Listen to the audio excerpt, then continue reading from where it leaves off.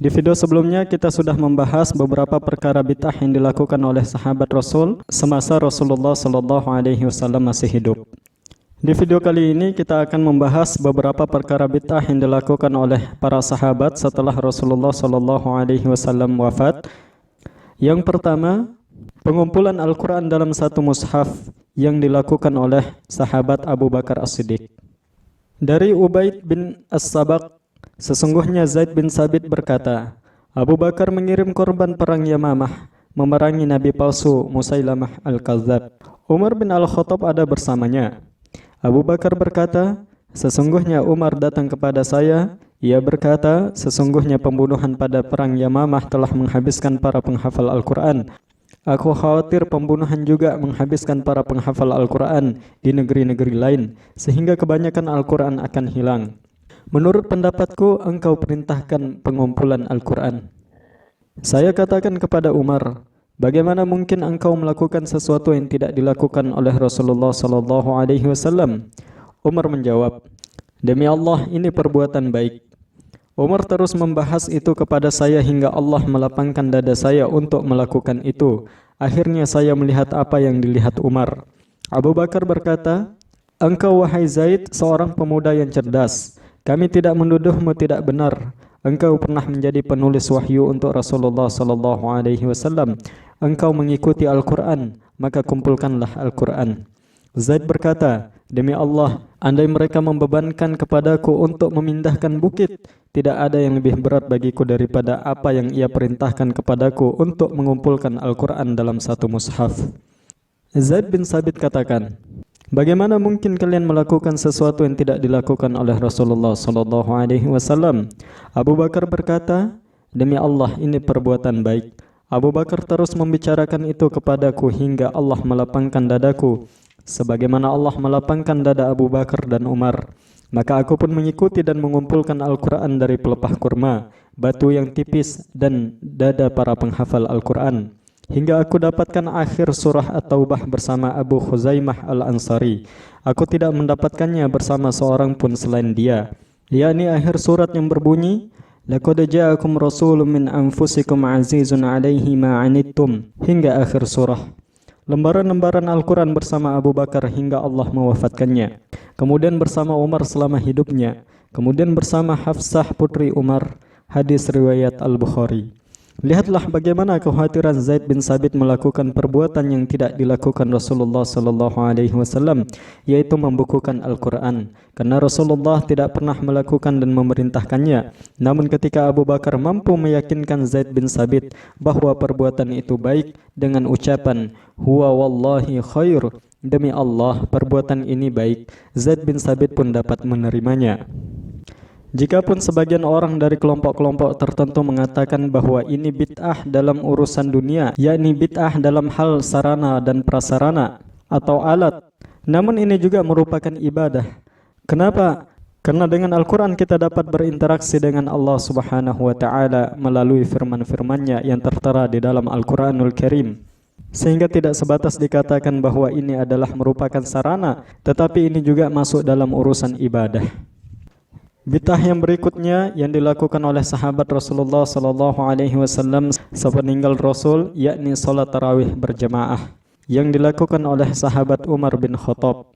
Ucapan Umar ketika orang banyak berkumpul melaksanakan qiyam Ramadan dengan satu imam di masjid.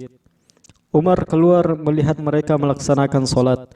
Umar berkata, sebaik-baik bid'ah adalah ini.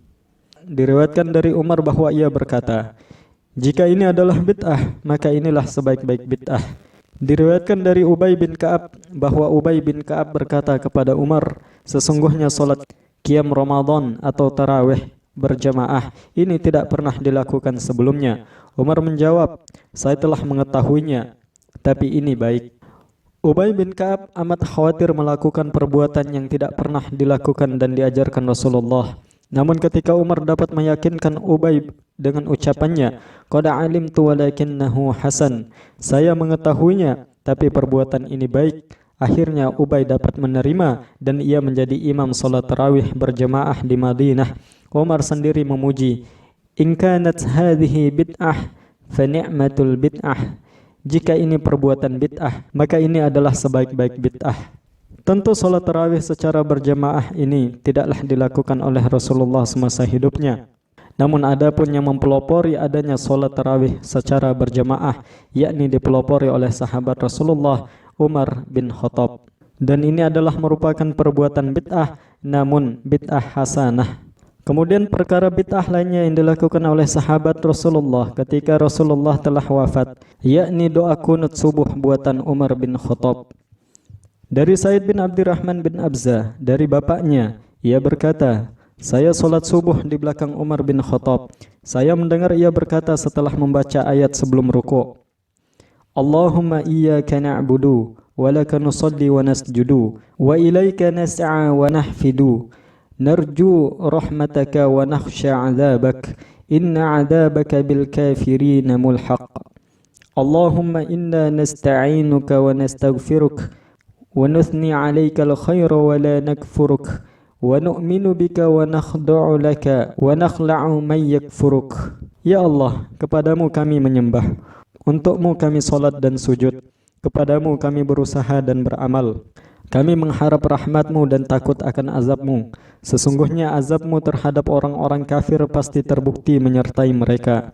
Ya Allah, sesungguhnya kami memohon pertolongan kepadamu dan memohon ampunan-Mu. Kami memuji-Mu atas semua kebaikan dan tidak kufur kepadamu. Kami beriman kepadamu dan tunduk kepadamu. Kami berlepas diri dari orang yang kufur kepadamu. Hadis ini disebutkan Imam Ibnu Abi Syaibah dalam Al-Musannaf, Imam Abdur Razzaq dalam Al-Musannaf.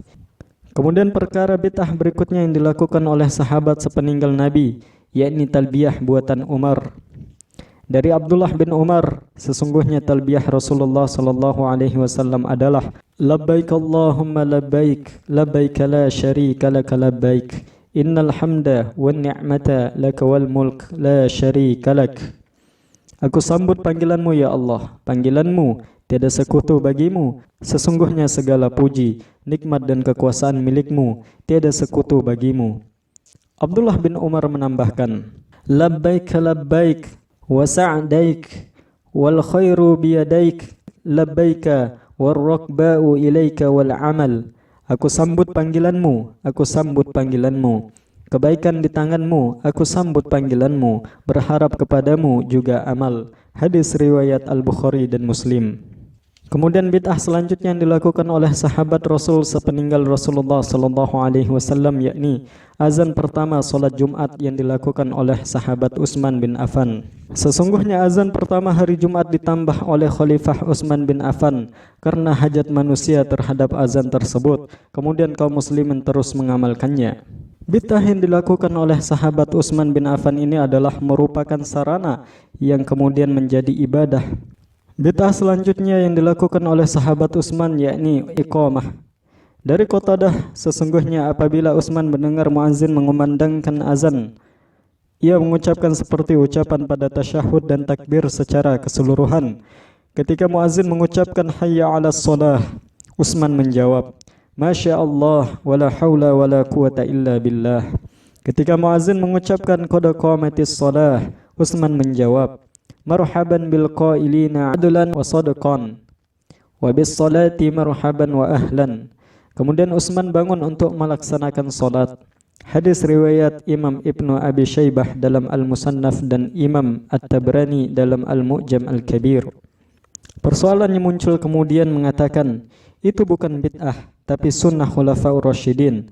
Jika ada yang mengatakan bahwa semua perbuatan yang disebutkan tadi adalah sunnah khulafaur rasyidin, karena Rasulullah sallallahu alaihi wasallam bersabda, "Fa'alaikum bisunnati wa sunnatil khulafair rasyidin." Hendaklah kalian mengikuti sunnahku dan sunnah khulafaur rasyidin. Hadis riwayat Abu Daud, Tirmizi dan Ibnu Majah. Memang benar, tapi jangan lupa, semua itu tetaplah amalan berdasarkan ijtihad khulafaur rasyidin, karena wahyu tidak turun kepada mereka. Andai mereka menerima wahyu yang absolut tidak terbantahkan, tentulah Zaid bin Sabit tidak ragu mengikuti ajakan Abu Bakar untuk membukukan Al-Quran. Tentulah pula Ubay bin Ka'ab tidak ragu mengikuti ajakan Umar untuk menjadi imam tarawih di Madinah. Maka perbuatan-perbuatan itu tetap masuk kategori bid'ah, namun bid'ah hasanah, bid'ah yang baik.